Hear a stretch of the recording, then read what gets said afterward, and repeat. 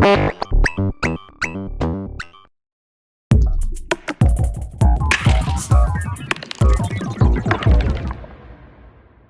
Dan from 4MS at Superbooth 2017. Quite loud last day. How's the event treating you? Oh, it's awesome. It's the biggest one ever. There's so much stuff here. It's really incredible. Yeah, it's crazy. Yeah. We feel like we've got into the swing of it now. We're in the last day. Yeah.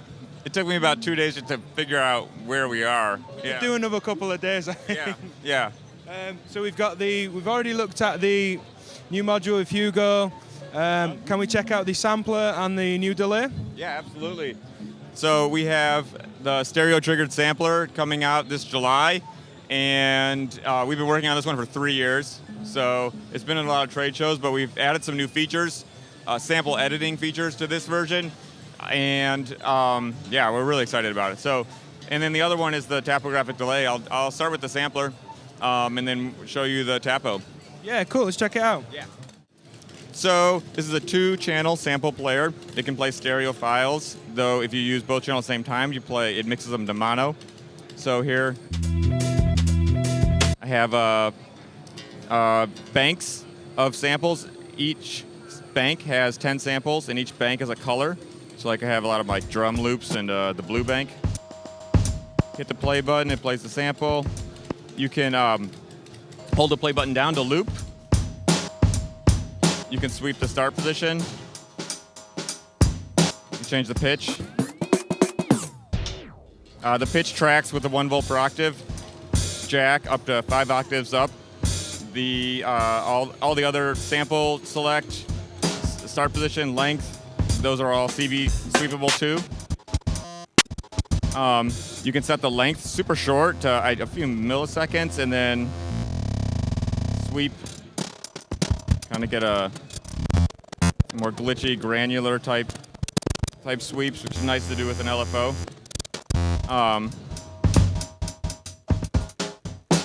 You can also, of course, play in reverse, and then you can trigger that, like, end out to reverse or something like this.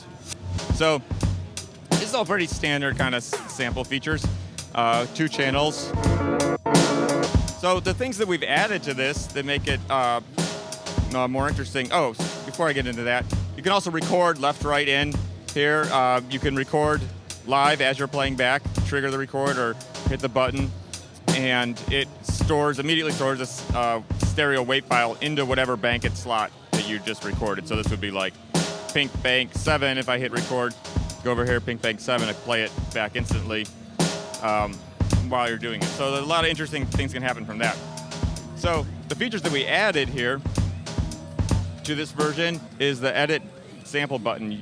When you push this button, it gives you all the alt functions for the knobs, which, so let's here play a sample here. Now if I wanted to, so this starts with a little, you can scrub the start position. You can change where the sample starts, you can change where it ends by holding this button down. And then you have fine-tuning controls, and you have coarse tuning controls here. And you get a real kind of pick out where you want it to go. And then you've just made a new loop of that same sample file.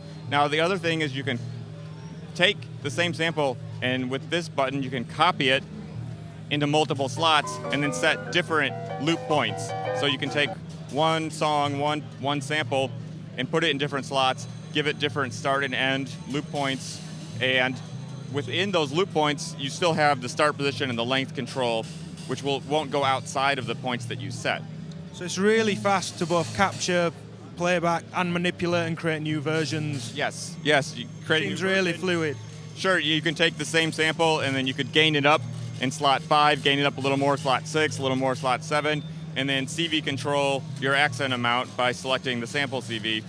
Or take one of them, have it be, focus on one part of a drum loop, the other a longer portion of the drum loop, or just like select the kick drum using, trim, loop point on the kick drum, loop point on the snare, create different samples from the same file. It doesn't physically edit your wave files on the card, so you can, you're never going to delete or alter your original material. It just internally sets pointers to where the points are and to the gain offset it should give. Okay, so is that a card in the back of the module for sample storage? Card in front. It may be hard to see. Sorry, I missed that. Yeah, the camera's dead on, but you can see there's an SD card right there. So just put it in your computer if you want to use computers. But we also designed it so you actually never have to use a computer. Maybe the first time you use it, you drag all your sample library onto the SD card. It'll intelligently try and figure out where to put them. If you happen to have folders that have color names like pink or red or yellow, it'll make the bank color be the same name as the folder that you have. If you don't have that, then it's just going to put them in the first order that it finds them. Or you can also reassign. You just, like if I want pink 5, I can choose which sample I have in that slot just by pushing that button.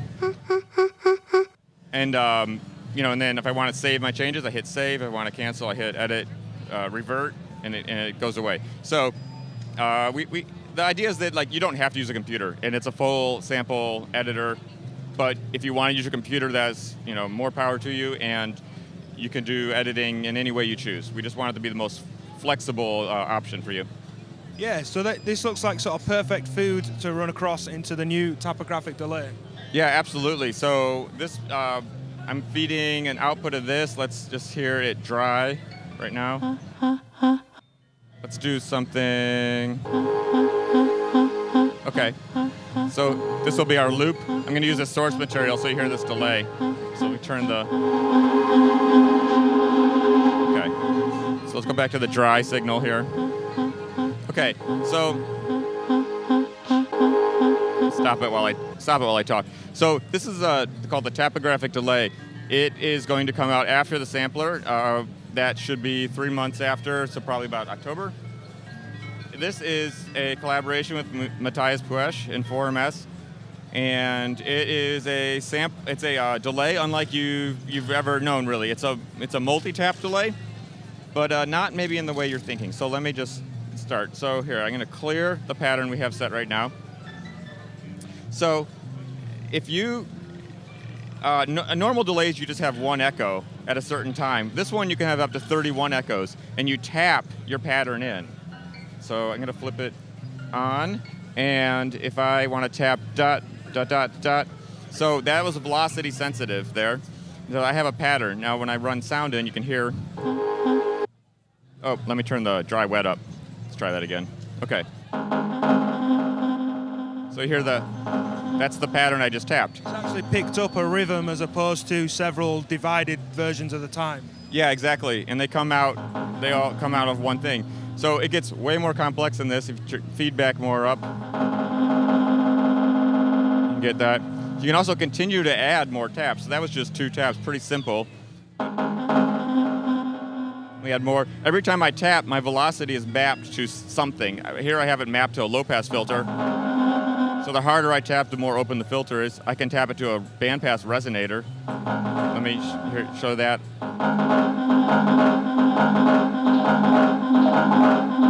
So you can hear that filtering. The sort of resonance starting to move around and build up. Yeah. I pull the level back a little bit. So you can adjust certain parameters. I just turned the velocity, the resonance up. You can hear that.